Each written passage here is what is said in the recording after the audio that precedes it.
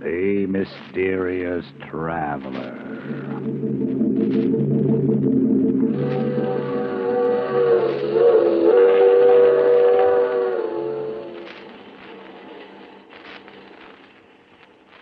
This is the mysterious traveler, inviting you to join me on another journey into the realm of the strange and terrifying. I hope you will enjoy this little trip, that it will thrill you a little and chill you a little. So settle back, get a good grip on your nerves. But where are we going? We're going to delve into the life of a frightened man in a tale titled The Queen of the Cats.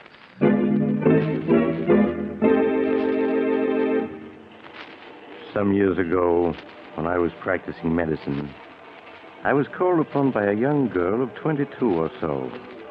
As she was shown into my office, I could see that she was having a difficult time suppressing her agitation. Her lips trembled as she spoke. Dr. Smith, my name is Jane Elliott. I have an appointment with you. Yes, Miss Elliott. Won't you be seated, please? Thank you.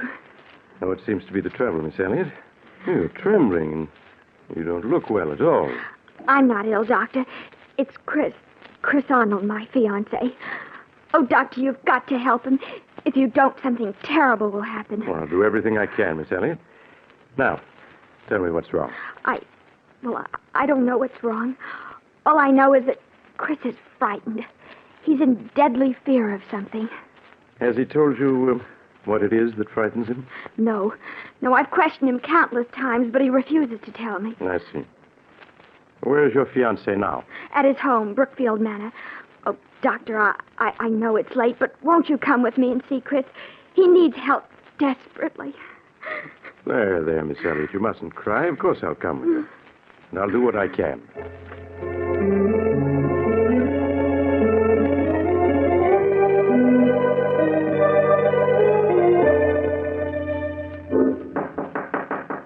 Who is it? Chris, it's Jane. Just a minute. Jane, I've asked you before not to... Who's he? Darling, this is Dr. Smith. Doctor, this is my fiancé, Chris Arnold. How do you do, Mr. Arnold? Why the devil did you bring him? I don't need a doctor. Please, darling, I just couldn't stand Forgive to me, see Mr. you. Arnold, but it's obvious to the most untrained eye you do need a doctor. Please, Chris, tell the doctor what you're afraid of. I'm not afraid of anything. Oh, darling, please tell him, please. You can't go on this way. Yes, you're right. I can't go on this way. If I don't tell someone, I'll go mad. Believe me, Mr. Arnold, you'll feel much better once you've talked your fears out. Now, suppose you start from the beginning and tell me everything. All right, Doctor. Come on in. I suppose it all began 2 years ago at a party Jane and I were invited to.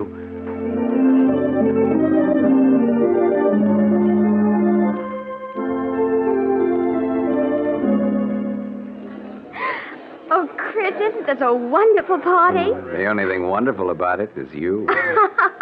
Oh, Chris, don't. People are watching. Oh, a fine thing when a man can't kiss his best girl in public.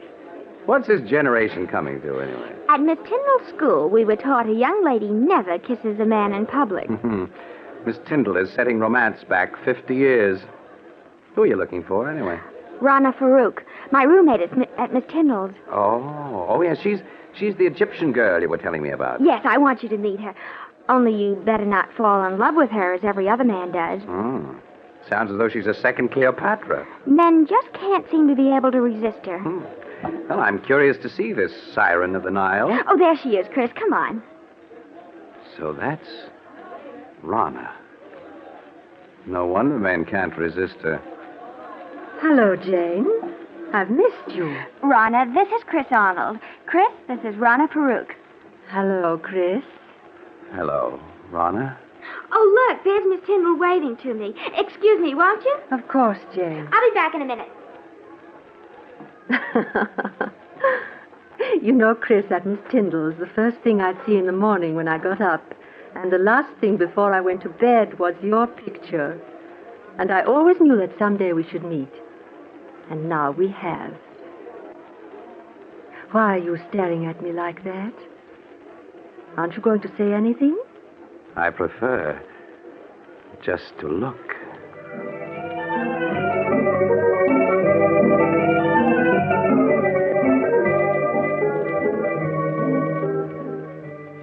Even now, Doctor, 2 years after our first meeting, I find it difficult to describe how beautiful Rana was.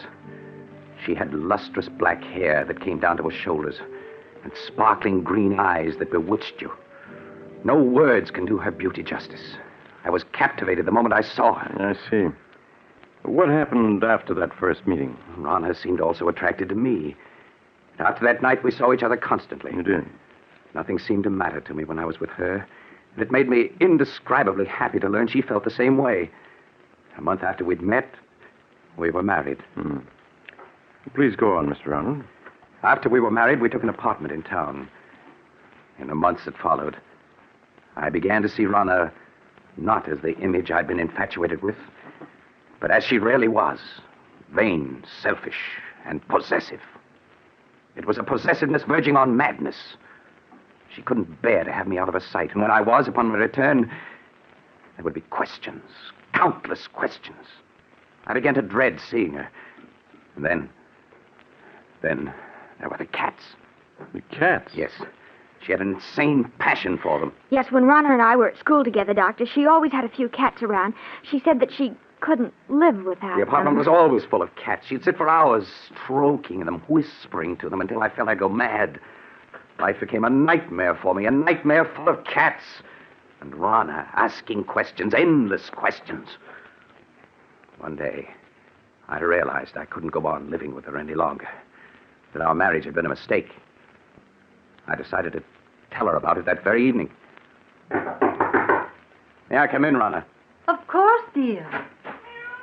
Rana, there's something important I want to talk to you Oh, about. please, Chris. There's so little time just now. We can talk later after the But, party. Rana, this is important. I think that... Darling, whatever you have to say can wait. Now, please hurry. But... Well, all right. We'll discuss what I have to say later. Chris, when I called you at the office this afternoon, why didn't you tell me that you had had lunch with Mary Walker? What? How did you know I had lunch with her? Oh, a friend told me. A friend? Who was it? What is it, my beauty? What are you trying to say? Rana, put that cat down and answer me. Who was the friend that told you I had lunch with Mary Walker? You have never met her, darling. How is it that you always know what I've been doing, whom I've been seeing? It's as though you have people spying on me. Chris, what a thing to say. Now, please hurry or we'll be late. There's something strange about the way you always know what I've been doing. Sometimes I suspect... Chris, look out. You've stepped on Sabina's tail. I'm sorry, but I didn't see I've it. asked you before to be more careful. Poor Sabina. Are you all right now, my beauty? If there weren't so many cats underfoot, I wouldn't have stepped on her. Why must you have 5 cats around? Because I love cats. They're beautiful, sacred. Thousands of years ago, my ancestors worshipped cats. And the great cat goddess Sekhmet. On the river Nile, close by the ancient city of Hamadi, where I was born, are the graves of 100,000 sacred cats. They have been mummified and buried with reverence. Rana, I can't go on like this anymore. Why, darling, what do you mean? I feel our marriage was a mistake. I want a divorce. Chris, you can't be serious. But I am. I love you, Chris, and I won't give you up. You're mine, darling. You always will be. Nothing shall ever separate us.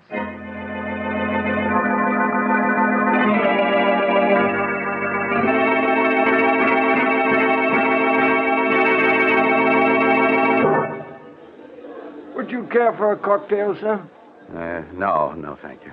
Well, even if you won't have one, Mr. Arnold, I will. Jane, it's good to see you again. Just let me look at you. Chris, you're not looking well at all. Are you all right? I am now. Jane, can't we go someplace and talk? What about the terrace? All right, Chris. Here, this door opens onto it. There, this is much better. It's been quite some time since we've seen each other, hasn't it? Yes, the last time we saw each other was the night that... The night that I met Rana. Yes. How is Rana, Chris? Oh, she's fine. Jane, I've made such a mess out of everything. I was a fool to have married her. Please, Chris, you mustn't talk like that. But I was a fool, Jane. Mistaking infatuation for love. Can you ever forgive me for the way I behaved toward you? There's nothing to forgive, Chris. Well, Jane, this is a surprise. Rana. Hello, Rana. Really, Jane, the way you've avoided calling on us, I half suspect you are still in love with Chris. Rana, you have no right to talk to her like that. Please, Chris, I'm afraid I'll have to be leaving. It's getting quite late. Good night. Good night, Jane. I hope I didn't interrupt anything by coming out here so unexpectedly, Chris. Yes, Rana, you did. I was about to tell Jane that I love her, and that I always will. I suppose that's why you asked me for a divorce. You've been secretly seeing her. Secretly seeing her? Is it possible for me to see anyone or do anything secretly without your knowing about it? No, you are quite right. It is not possible. I know everything you do. So I would forget Jane if I were you. Rana, how can you possibly want me? Knowing how I feel about Jane. You've got to give me a divorce. I'll never give you a divorce. Never. Do you hear? You're mine. You always will be. Yes? Well, what's to prevent me from leaving you? Wherever you go, Chris, I'll follow. If I can't have you, no one else ever will. Remember, Chris, you're mine. You always will be.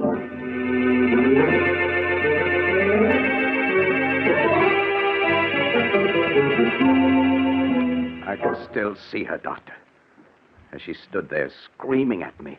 Remember, Chris, you're mine, and you always will be. It was a shock to suddenly realize that she looked like a cat, an angry cat. Her green eyes, cold and murderous, her long nails digging into my arms, her body tense. For a moment, I thought she was going to scratch my eyes out. Yes, Rana did look like that when she was in a rage. What happened after that night, Mr. Arnold? I stopped speaking to Rana. We lived in the same apartment, but that was all. Weeks passed, and Rana waited for me to come around, as she felt certain I would. Yes. She had all the patience of a cat playing with a mouse. But when a month had passed and I still refused to talk to her, she made an attempt to win me back. It happened one night as we were driving to this house. Why are you slowing down, Rana? I want to talk to you, Chris, and I can't talk to you while I'm driving. There's no point in your stopping. We have nothing to say to each other. Oh, but we do, darling. Chris, we could be so happy together if you wanted to. You know how much I love you. It's a possessive love that smothers me to death. Chris, you know that isn't true. I could make you happy if you'd only let me. Oh, please don't turn away from me, Chris. I'll do anything to make you happy. Anything. Anything? And you can give me a divorce. So you're still thinking of her, hoping I'll give you a divorce so you can marry her. Well, I won't. Do you hear? I won't. I think we'd better be moving along. Chris, you haven't any right to treat me like this. I'm your wife. Only in the eyes of the law, not in my eyes. I hate you. I hate you! You cat! You almost took out my eyes with those claws of yours. I will scratch your eyes out before I let any other woman have you. You're mine. You always will be. Perhaps this will bring you to your senses. Slide over. I'll drive. Very well, Chris.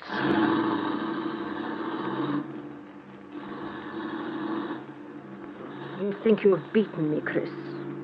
But you haven't. In the end, you'll come crawling to me. It may take a year, 2 years, 5 years. But I can wait. I'll never come crawling to you. Never. But you will, Chris. Jane knows I'll never give you your freedom. In time, she'll marry. And when she does, all the heart will be gone out of you. Then you'll be mine. That'll never happen. But it will, Chris. And deep down in your heart, you know I'm right. Jane will never be yours. I'll see to that. You have everything planned perfectly, Rana, don't you? But I have one way of escape from you that you've never thought of. Really? And what way is that? I can escape through death. Death? Yes, Rana. If I should fail to take the curve 100 yards ahead, we'd plunge off the side of this mountain. Chris, you would. Why not, Rana? You've shown me there's nothing to live for. This at least is a clean way out. No! Chris, don't!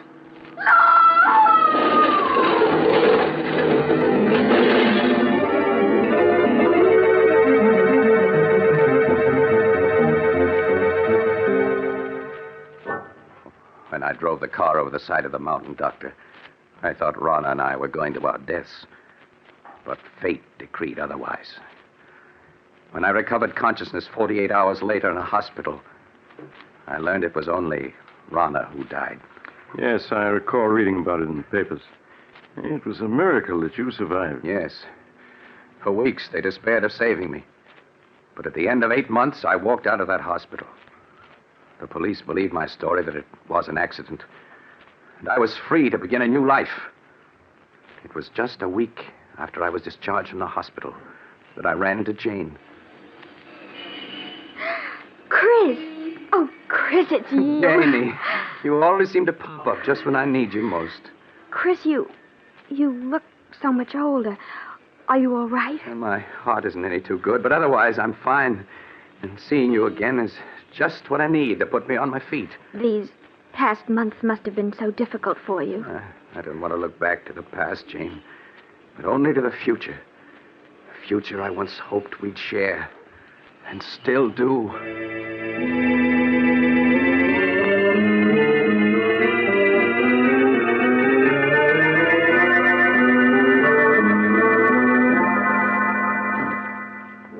2 months ago, Doctor, Jane and I became engaged.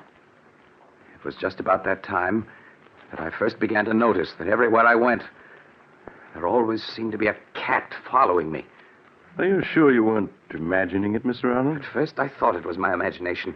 But a week after Jane and I became engaged, I was certain I was being followed. Yeah. Now, tell me, Mr. Arnold, was it always the same cat that followed you? No. One day it'd be one cat, and another day a different one. Oh, I know you must think I'm mad, Doctor. And at the time, I felt I was going mad. That is, until that night. What night, Mr. Arnold? The night I saw her. It happened in this very room 6 weeks ago. I had great difficulty in falling asleep that night. Suddenly, the silence was broken by the faint crying of a cat. The crying grew louder and louder. I lay in the darkness listening, realizing that the cat crying was real, living, and in my room. I could feel my heart pounding as I sat up in bed and looked about my darkened room. And then suddenly I saw her. 2 burning green eyes in the darkness. There was no mistaking those eyes. They were Rana's. I stared into those eyes for what seemed like hours.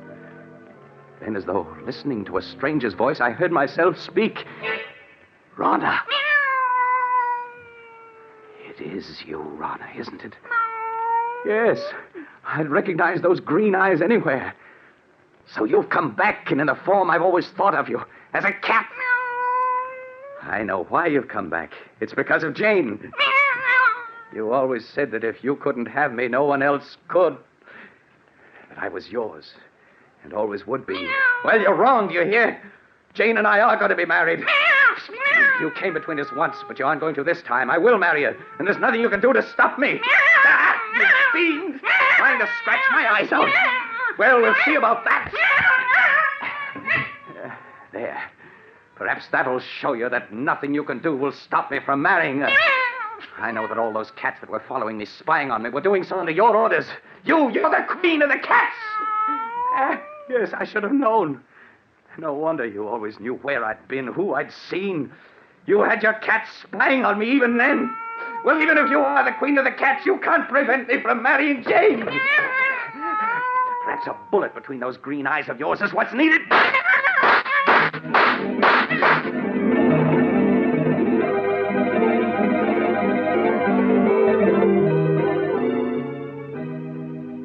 I emptied the gun at her, Doctor, and then turned on the lights. There was no sign of her. She'd vanished. All that I found were those 6 bullet holes in the wall. Tell me, Mr. Arnold, isn't it possible that you only dreamed all that? But actually you fired the gun in your sleep and the shots themselves wakened you? I tried to tell myself that, Doctor. But during the nights that followed, I knew it was not a dream. For night after night, she appeared in my room. I'd lie awake, waiting to hear her footsteps, her voice. And when she would appear, I'd plead with her to leave me alone. But she'd only stare at me with those burning green eyes, waiting.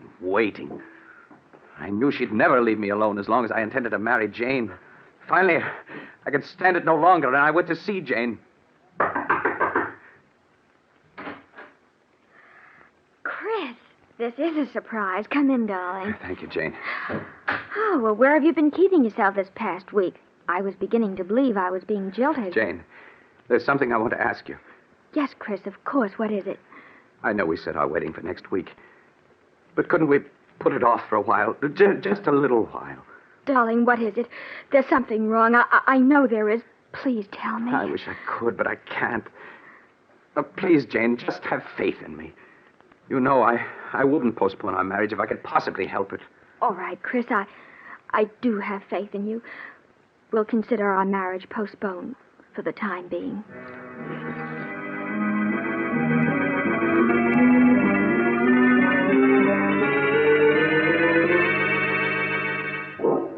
The night I put off my marriage to Jane, Doctor, was the first night that Rana didn't appear. And the first night in a week that I'd been able to sleep. You think, Mr. Arnold, that she didn't appear again because you would postpone your marriage to Jane? I know it. Weeks went by, weeks in which I was able to sleep soundly without being awakened by her.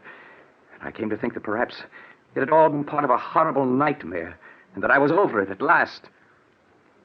A week ago, I asked Jane to set the date for our wedding. She did so. And that same day, we took out a marriage license. But that night, she appeared again. Her eyes shining in the dark, cold and murderous. She knew about the license. That's why she returned. And you've seen her again? Yes, every night. She just keeps staring at me with those green eyes, waiting. She's determined not to give me any rest.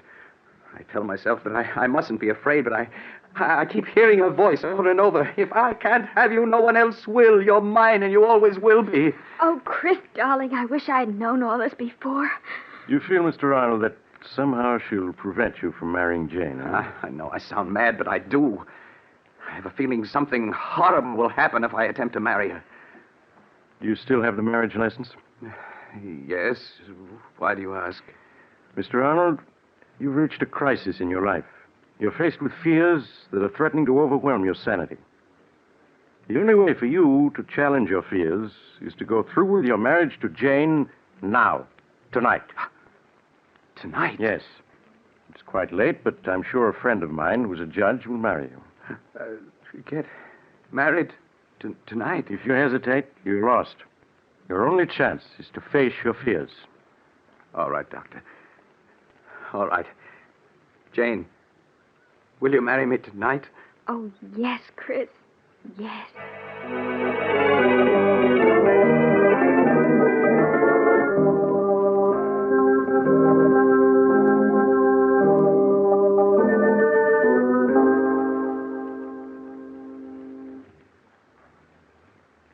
I'm sorry to get you up in the middle of the night, Judge, but for reasons I can't explain, it's important that these two be married tonight. That's quite all right, Doc.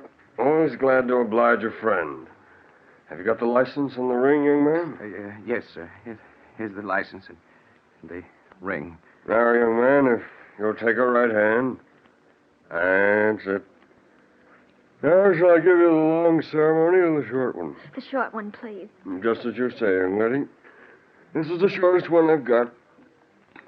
Do you, Jane Elliott, take this man to be your lawful wedded husband, to love, honor, and obey as long as ye both shall live? I do. Do you, Christopher Arnold, take this woman to be your lawful wedded wife, to love, honor, and cherish as long as you both shall live?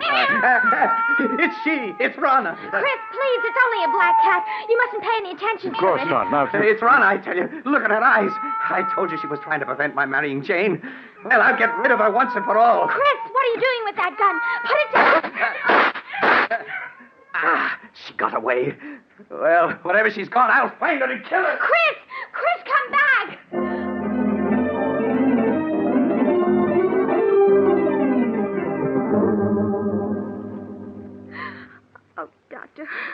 Where can he be? Now, Jane, he can't be far off. We'll find him. Oh, Listen. Doctor, that must be Chris firing that gun. Come on. Those shots came from close by. Hurry! Hurry! We better take it easy now, Doc. It's pretty dark out here. Wait a moment, and I'll light my cigarette lighter. Doc! Look, a dead cat! Yes. It was shot through the head. Say, look. Here's another one that's been shot to death. Neither one of them is the black cat. Say, Doc, isn't that a body over there? Chris! No, Jane, you stay with the judge while I look. All right, Doctor.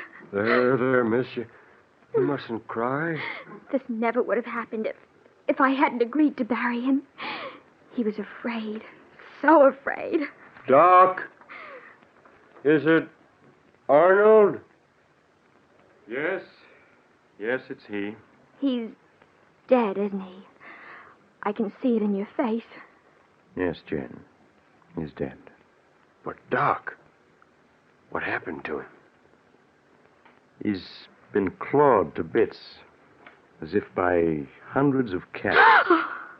And most horrible of all, his eyes have been scratched out.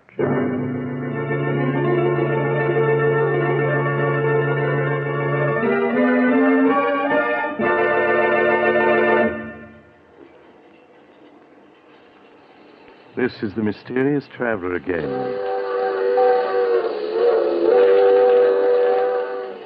Have you enjoyed our little trip into the life, or should I say, death of a frightened man? Strangely enough, 2 days later, at Chris Arnold's funeral, just as the coffin was being lowered into the grave, the mourners suddenly noticed a black cat with green eyes sitting on the edge of the grave, quietly licking its paws. By the way, I trust you haven't a cat in your home, particularly a black one. I once knew a woman, she's dead now, who had a... Oh, you're getting off at the next stop, huh? I'm sorry. Perhaps you'll join me again soon. I take this same train every week at the same time.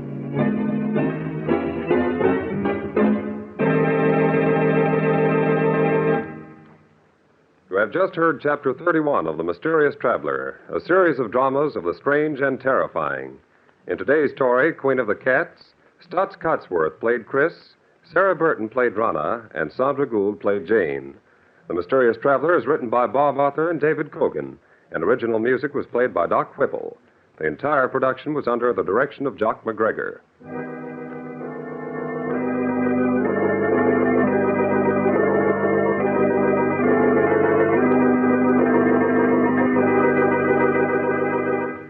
Listen next week to a tale titled Broadway, Here I Come. Another Tale of the Mysterious Traveler.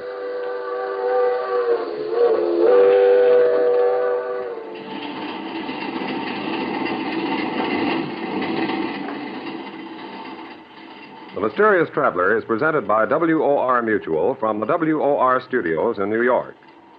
It is presented over most of these stations every Sunday afternoon at 3:30. This is Mutual.